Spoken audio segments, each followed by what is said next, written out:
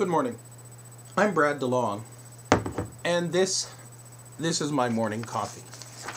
I'm usually a great fan of Barbara Ehrenreich, perhaps the most insightful and perceptive and certainly the wittiest author on America's left today. But I ended reading her book Nickel and Dimed about how the hard life of America's hard-working poor is indeed hard, resentful and angry. I was made resentful and angry by it, by its anti-politics.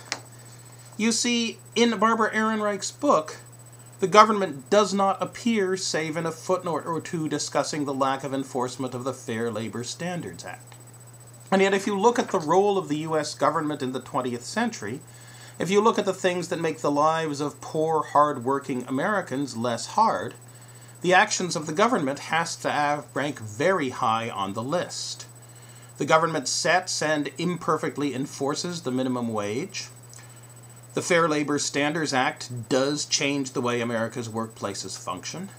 For those with kids, the Earned Income Tax Credit provides a major boost to their wages. And what inadequate health care America's poor get is funded overwhelmingly by Medicaid and by the government. And if we are ever going to change the supply and demand balance in the American economy and significantly close the income gap between the less and the more educated, public-funded education must play a major role. All of these programs, however, are invisible to Barbara Ehrenreich. And this leads her to, I think, a destructive and crazy and somewhat malicious politics. Her idea that it's time for America's left to ditch the government, as she wrote in The Nation on November 17th, 1997. That it's time to simply abandon the great arch of the social insurance programs that people worked so hard to build during the 20th century, and adopt a more oppositional, a more cultural, a more big government is our enemy too stance on the left, and simply let the state wither away.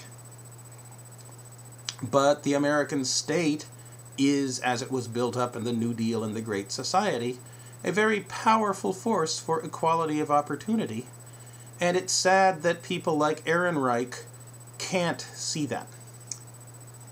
I'm Brad DeLong. This is my morning coffee.